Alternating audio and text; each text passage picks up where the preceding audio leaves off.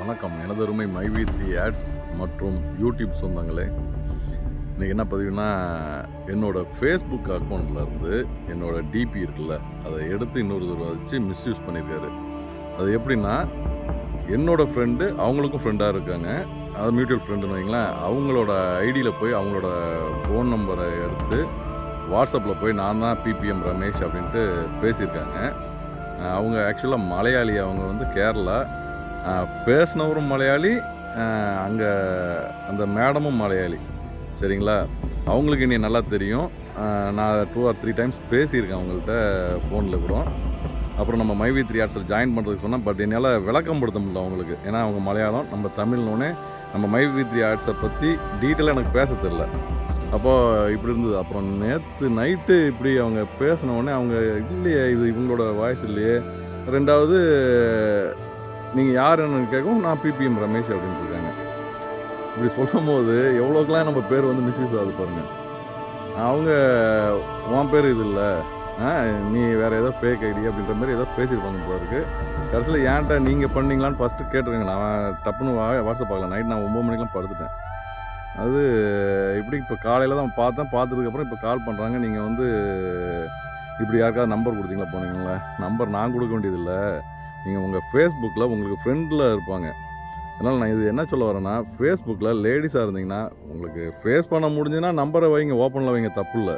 உங்களால் ஃபேஸ் பண்ண முடியலன்னா நம்பரை வந்து ப்ரைவேட்டில் போட்டுக்குங்க, மொபைல் நம்பரை. அதை விட்டுட்டு நம்பரை வந்து ஓப்பனில் வச்சிட்டிங்கன்னா யாரையும் நம்ம தப்பாக நினைக்கக்கூடிய சூழ்நிலை உருவாகும். அதனால் லேடிஸ் வந்து கொஞ்சம் ரொம்ப கவனமாக இருங்க. இல்லை எங்களால் எதிர்கொள்ள முடியும் அப்படின்றவங்க ஓப்பனில் வச்சிங்க, ஒன்றும் தப்பு இல்லை. இது எனக்கு எதுக்கு சொல்ல வந்தேன்னா, என்னோடய ஃபோட்டோஸ் இருக்குன்றதுனால யாருமே தயவுசெய்து நான் நினச்சிடாதீங்க.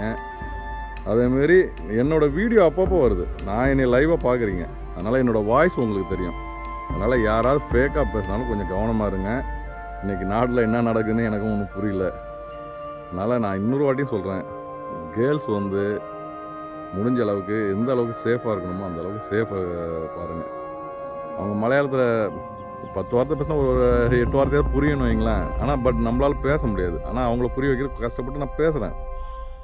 இதுதான் வாய்ஸ் மெசேஜ் தான் இப்போ இன்றைக்கி போடுறேங்க. அதை ஆட் பண்ணி போடலாம். ஒருத்தங்களை வந்து நம்ம காட்டி கொடுத்த உடம்பு இருக்கக்கூடாதுன்றதுக்காக தான் இப்போ இந்த வீடியோ போடுறேன். அதனால் பார்த்துங்க, என் ஃபோட்டோவை நல்ல விதமாக யூஸ் பண்ணுங்கள் சாமிங்களா. இப்படிலாம் அசிங்கப்படுத்திட்டு இருக்காதீங்க. உண்மையிலுமே ரொம்ப மனசு சங்கடமாக இருக்குது. இல்லை, எல்லாருமே வாழ பிறந்திருக்கோம்.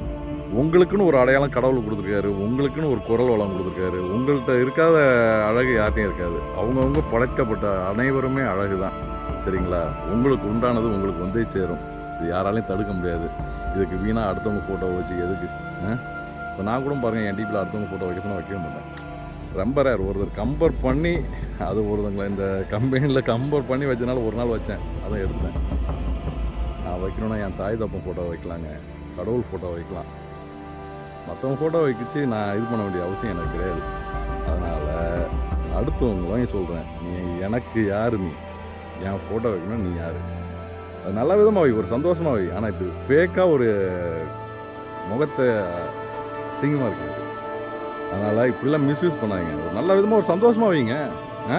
உங்களுக்கு பிடிச்சி இப்போ நம்மளுக்கு ஒரு அஜித்தோ ரஜினியோ பிடிக்குன்னா நம்மளுக்கு ரொம்ப ஃபேன், ரொம்ப பிடிக்கிறதுனால வைக்கிறோம். நம்மளா யாரும் திணிச்சும் வைக்கக்கூடாது, அதுமாரி யாரும் சொல்லி வைக்கக்கூடாது, ஏமாற்றத்துக்கும் வைக்கக்கூடாது. அப்போது அந்த இது உங்களுக்கா எனக்கா சொல்லுங்கள்? அதில் ஒரு இன்பம் கிடைச்சாலுமே அது எனக்கு தானே, அதில் ஒரு துன்பம் கிடைச்சாலும் எனக்கு தானே. அது என் ஃபோட்டோ வச்சு பண்ணுறதுனால உங்களுக்கு ஒன்று கிடைக்கிறதுனாலுமே அது என் ஃபோட்டோ வச்சு கிடைக்கிறதுனால யாருக்கு கிடைச்ச மாதிரி? அது எனக்கு கிடைச்ச மாதிரி உங்களுக்கு கிடைச்ச மாதிரியா? ஏங்க இதெல்லாம் பண்ணுறீங்க? ரொம்ப கஷ்டமாக இருக்குங்க காலையிலேயே அது கேட்குறதுக்கு. நல்லா தயவுசெய்து இதுமாரிலாம் தப்பாக என்னெல்லாம் யூஸ் பண்ணாதீங்க. ரொம்ப வருத்தப்படுறேன். நன்றி, வணக்கம். இப்போ அவங்களோட வாய்ஸ் போடனாலும் போடலாம், எனக்கு ஒருவங்க அது தப்புங்க. லேடிஸை வந்து நம்ம மிஸ்யூஸ் பண்ணக்கூடாது.